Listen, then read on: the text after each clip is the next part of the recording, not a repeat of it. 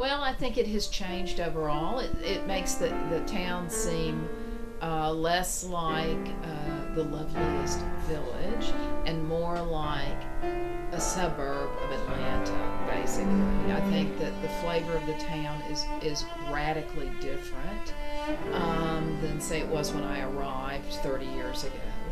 And it's not that I've that change is a problem, it's the nature of change. And change without any eye to environment, to the historical record, to the overall character and flavor of a town that bothers me.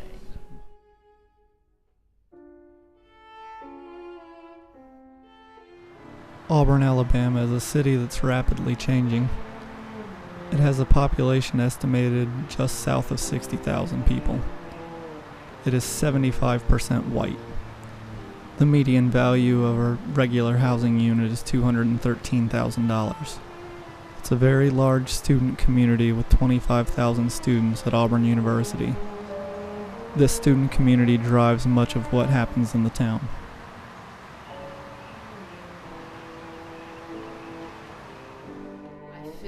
In the time that I've been at Auburn, I have watched so much.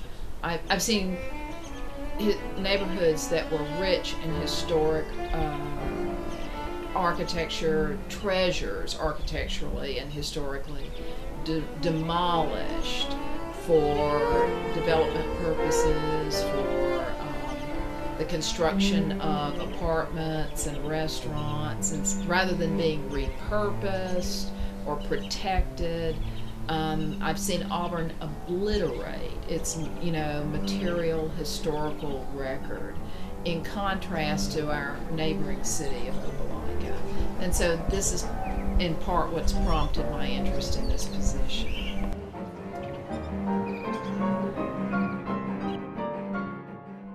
Frankly, the destruction of the two older homes on Gay Street, so that CVS and collection of restaurants could go in there, I think was particularly upsetting, regrettable.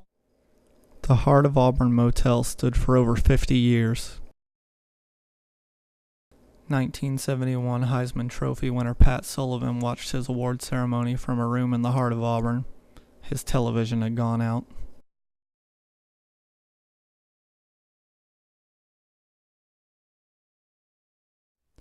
That's just part of the lore now replaced by this shopping center, ironically named Heart of Auburn.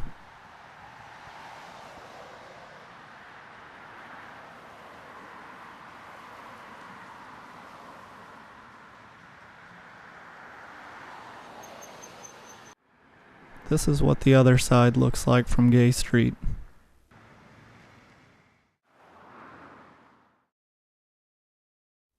It was once filled with old historic homes like this, but now it is the place of construction of yet another restaurant.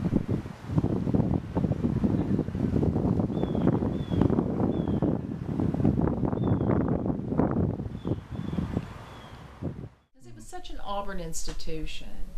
And even though it may not have been the Ritz-Carlton of, hotels, etc., there are things that can be done with those structures to kind of preserve, again, to repurpose and make them, I think, still, and preserve the historical record in a sense. And she's not the only one that said to me how much she regretted seeing the Heart of Auburn cleared away. Brown Crest Condos replaced a restaurant called Roosters. It supported local bands, and I knew a few people who played there. Legends of Magnolia also replaced a few old homes.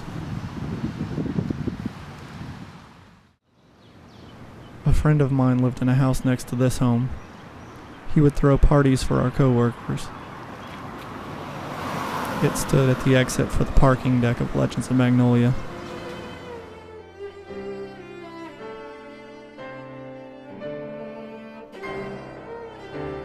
The large student population results in many housing and entertainment developments. Conversely, the interest of a large research university results in many protected environmental resources, such as the Davis Arboretum.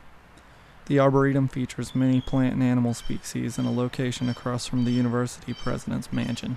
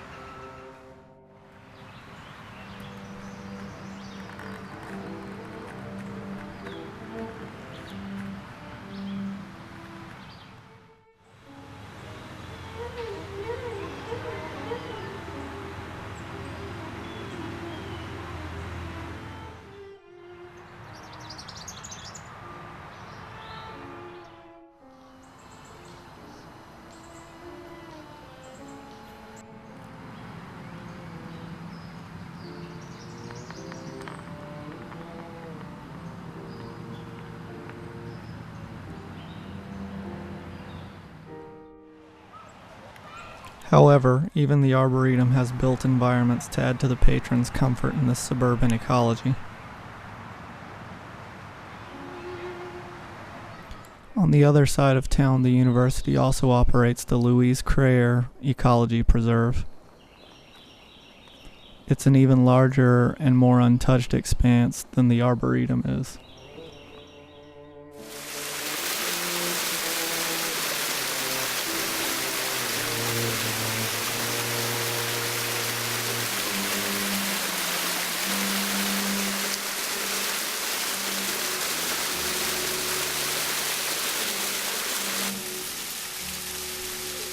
People are free to explore and hike around the area. There's a large pond and a waterfall.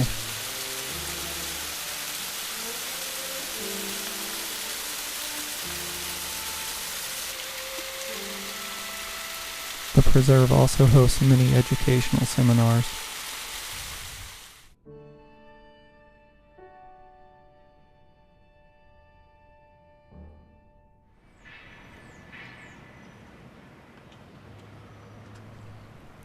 The university itself is like a mix of these two competing attitudes.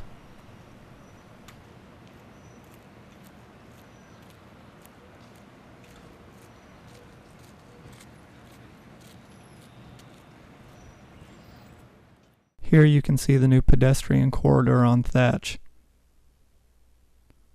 When I first moved here, it was still a street with a stop sign directly in front of Haley. When I first arrived, it looked much like this end of Thatch. The university has made many attempts at trying to go green.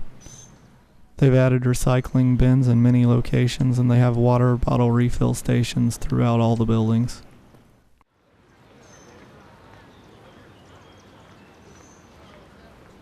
They encourage students to walk or bike to and around campus.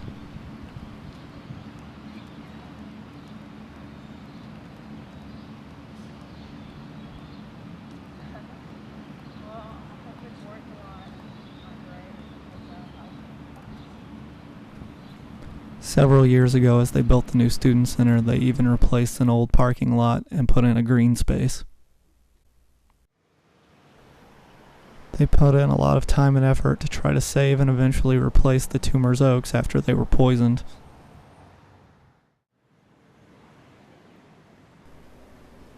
This itself had a huge economic impact. The original oaks were turned into souvenirs, merchandise was sold, and the final rolling on A-Day 2 years ago brought thousands of visitors to downtown Auburn.